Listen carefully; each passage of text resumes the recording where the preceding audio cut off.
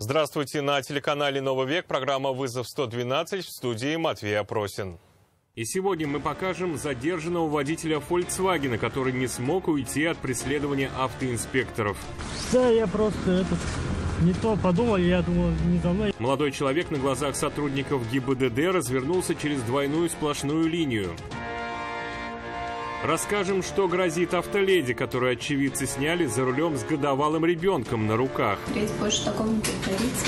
И пьяному водителю, никогда не получавшему водительского удостоверения. Да нет, что у меня перегар просто. Так-то я не пил сегодня. А также задержание двух мужчин, которые при виде сотрудников полиции выбросили в сугроб сверток из фольги. Лишняя неприкосновенность, я, например, не виновен. Это и не только прямо сейчас. Volkswagen Polo остановили вечером автоинспекторы после погони. На их глазах молодой человек, выезжая с заправочной станции на Оренбургском тракте в сторону улицы Павлюхина, развернулся через две сплошные линии и поехал в сторону Танкового кольца. Требованию об остановке водитель не подчинился и попытался скрыться. Сотрудники ГИБДД пустились за ним в погоню. Остановили его на перекрестке улиц Зорги и Родины. Проверка показала, что водитель трезв. А попытку скрыться от инспекторов дорожно-патрульной службы объяснил просто: не заметил. Да, я просто не то подумал, я думал, не за мной, я хотел пропустить. Ну ладно, ничего. В отношении молодого человека составили несколько административных протоколов. Неподчинение требованию сотрудника полиции об остановке, пересечение двойной линии разметки, выезд на встречную полосу, проезд на красный сигнал светофора и отсутствие полиса ОСАГО. 9-летняя девочка, ученица 3 класса, оказалась под колесами «Лады Ларгус», переходя проезжую часть на Сибирском тракте. Она шла по всем правилам дорожного движения по пешеходному переходу на зеленый сигнал светофора. 78-летний водитель легковушки, как запечатлели камеры видеонаблюдения, проехал на красный свет. Прибывшие врачи скорой помощи экстренно госпитализировали пострадавшую. В ДРКБ ей поставили диагноз ушиб головного мозга средней тяжести. Всего накануне на дорогах Казани пострадали 3 детей. Все переходили дорогу на зеленый сигнал светофора. Ну а через час на перекрестке проспекта Победы и улицы Дубравной 73-летний водитель еще одной «Лады Ларгус» по предварительным данным выехал на красный сигнал светофора, после чего в него врезалась «Тойота» под управлением 35-летнего водителя. Медицинская помощь потребовалась пенсионеру, который сидел за рулем отечественного автомобиля. Его госпитализировали с ушибом грудной клетки и после обследования отпустили на амбулаторное лечение. На красный свет, как зафиксировал видеорегистратор одного из автомобилей, едущих сегодня утром по улице Технической, проехала и 58-летняя женщина-водитель «Опель», в результате чего сбила переходившую дорогу по всем правилам 47-летнюю женщину. Пострадавшую с предварительным диагнозом сотрясения головного мозга и ушибы в области спины госпитализировали. В отношении водителя «Опеля» составили протокол за проезд на красный сигнал светофора, а также начато административное расследование по статье «Нарушение правил движения, повлекшее причинение средней тяжести вреда здоровью». Административные материалы по статьям «Опасное вождение и перевозка ребенка без удерживающего устройства» составлены в отношении 32-летней жительницы Казани, которая посадила годовалого ребенка за руль. Ее с малышом на коленях на улице 100 лет ТАССР на мобильный телефон сняли проезжавшие мимо автомобилисты и выложили запись в социальные сети. Там нарушения и увидели автоинспекторы. Автоледи нашли и пригласили в отделение ГИБДД. Кроме этого, материалы были переданы в инспекцию по делам несовершеннолетних для проверки и принятия процессуального решения.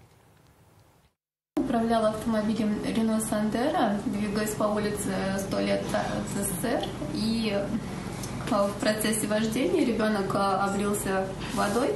Пришлось посадить его на колени, потому что комбинезонное детское кресло было мокрым. И далее следовало с ребенком на колени, но это было неумышленно, с минимальной скоростью, осторожно. Впредь больше такого не повторится. 26-летнего водителя «Лады» 12-й модели остановили автоинспекторы сегодня днем на улице Волгоградская в Казани. Водительское удостоверение молодой человек предъявить не смог. Как выяснилось, он даже его не получал. От мужчины исходил запах алкоголя. Ему предложили пройти экспресс-тест на наличие запрещенных веществ в организме.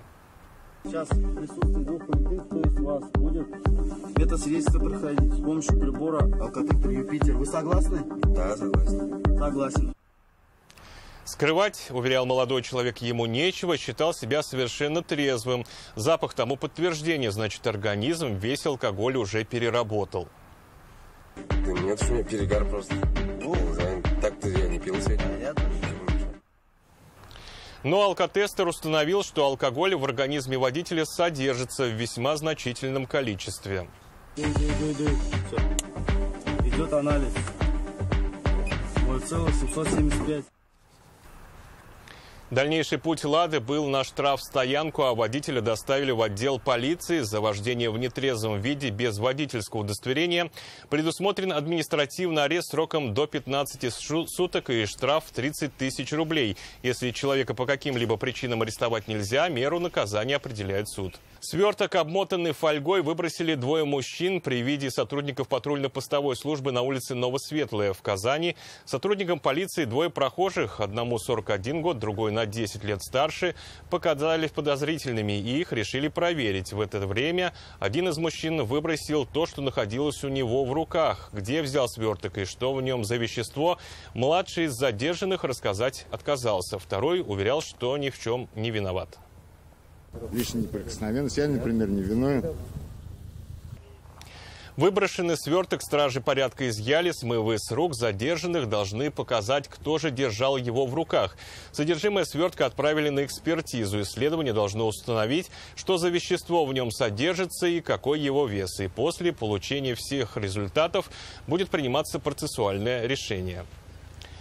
50 тысяч рублей лишился житель Казани, решив приобрести смартфон. В одном из мессенджеров он нашел объявление о продаже гаджета. По привлекательной для него цене деньги перевел на указанный счет и стал ждать, когда же придет посылка. Но телефона так и не дождался, а связаться с продавцом уже не получалось. Тогда он понял, что стал жертвой обмана и обратился в полицию. По данному факту возбуждено уголовное дело по статье «Мошенничество» с причинением значительного ущерба. Если подозреваемого удастся найти и задержать, то ему может грозить до 5 лет лишения свободы. И это все, о чем сегодня мы успели вам рассказать. Обо всех происшествиях вы можете сообщать нам по телефону 570 50 50 или на мобильный 8 9869 112 112. Также мы доступны и в социальных сетях. Присылайте видео, снятые вами. В студии был Матвей Опросин. До встречи. Не бросайте вызов судьбе. Вдруг она его примет.